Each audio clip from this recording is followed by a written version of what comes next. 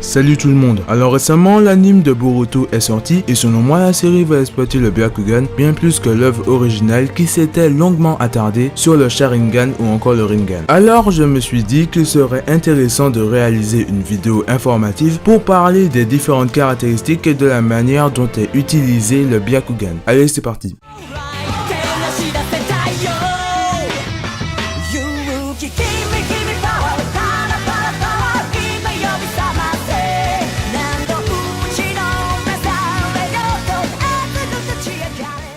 Le Byakugan est un dojutsu. Il s'agit de celui du clan Hyuga. Il est possible que certains d'entre vous ne sachent pas ce qu'est un dojutsu, donc on va s'y attarder avant d'enchaîner sur le Byakugan.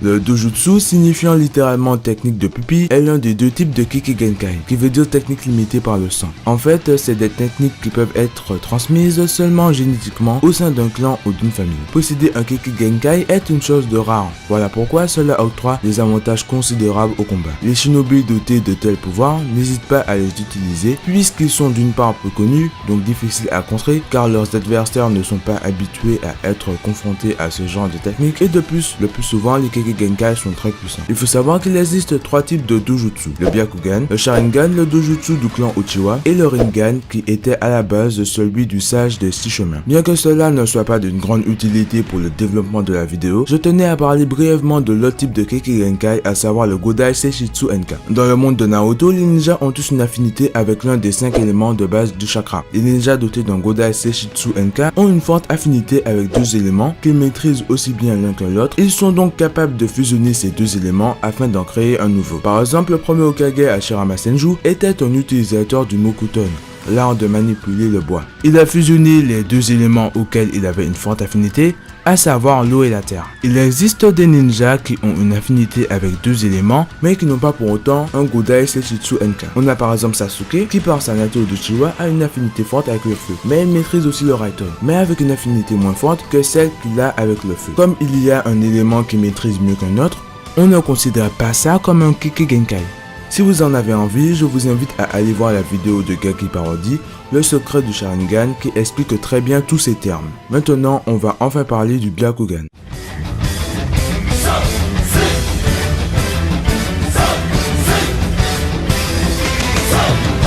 Le possesseur de Byakugan se caractérise par l'iris totalement blanc, sans aucune pupille visible. Lorsqu'un utilisateur l'active, ses pupilles sont plus distinctes et les veines qui se trouvent près de ses tempes gonflent. Contrairement aux membres du clan Uchiwa qui éveillent le Sharingan au cours de leur vie, et encore une minorité, les Hyuga quant à eux possèdent le Byakugan dès leur naissance. Mais il existe tout de même des exceptions. Certains se le voient éveillé au cours de leur vie, mais c'est tout de même très rare. Dans ce registre, on a Imahari, la fille de Naruto et Hinata, qui de base a les yeux bleus. Mais le jour où son père est devenu Hokage, elle a éveillé son Byakugan car son frère l'avait énervé. Je sais que Boruto a éveillé une sorte de Byakugan. En fait, on ne sait pas vraiment c'est quoi. On s'attardera sur lui plus tard dans la vidéo. Une chose à noter, c'est que ce dojutsu n'a pas d'évolution. Le Byakugan offre énormément de capacités et je vais tous vous les énumérer. Il permet de voir à quasiment 360 degrés. Pourquoi quasiment? Parce qu'il y a un angle mort où le Byakugan ne permet pas de voir, qui se situe au niveau de la nuque. Le Byakugan octroie la possibilité de suivre des mouvements très rapides. Il donne aussi une vision très large, mais cela peut varier en fonction de la personne. Elle peut être augmentée grâce à de l'entraînement. Au début de Naruto, Neji pouvait voir sous un périmètre de 50 mètres. 2 ans plus tard, au début de Naruto Shippuden, il était capable de voir jusqu'à 800 mètres, d'après mes sources. On peut aussi voir à travers les objets. L'un des gros avantages de ce dojutsu, c'est qu'il permet également de voir le système circulatoire du chakra, système qui distribue le chakra dans tout le corps. On pourrait comparer ça au système sanguin. Et aussi les 361 Tenketsu qui composent ce système. Grâce à toutes ces capacités que leur offre leur Kekkei-genkai, les membres du clan Hyuga ont créé un style de taijutsu qui leur est unique, le Juken.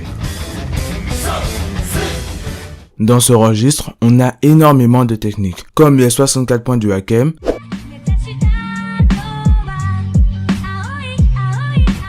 la pomme du Hakem,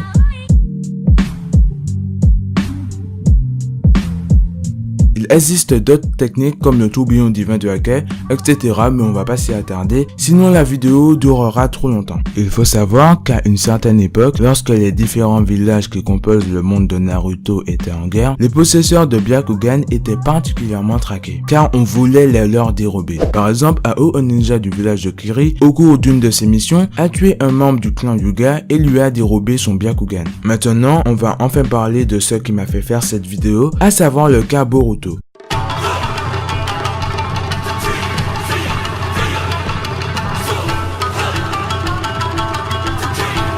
Alors dans l'épisode 1, il semble qu'il est éveillé à ce qui s'apparente à être son dojutsu. Déjà on constate qu'il ne ressemble pas du tout au Byakugan. Certains pensent qu'il s'agit du Tenseigan, un dojutsu apparu dans le film The Last. On pourrait se poser beaucoup de questions. Est-ce qu'il s'agit d'une évolution du Byakugan? On pourrait se dire que si Boruto a un dojutsu aussi spécifique, c'est parce qu'il a du sang d'Uzumaki et de Hyuga. Mais ce qui est bizarre, c'est que sa sœur possède le Byakugan. J'ai vraiment pas d'idée là-dessus. Donc si vous avez des hypothèses, n'hésitez pas à m'en faire part dans les commentaires. Voilà, à présent la vidéo est terminée. J'espère qu'elle vous aura plu. N'hésitez pas à laisser un like et à la partager, ça m'aiderait beaucoup. Et sur ce, on se dit à la prochaine. Allez, ciao!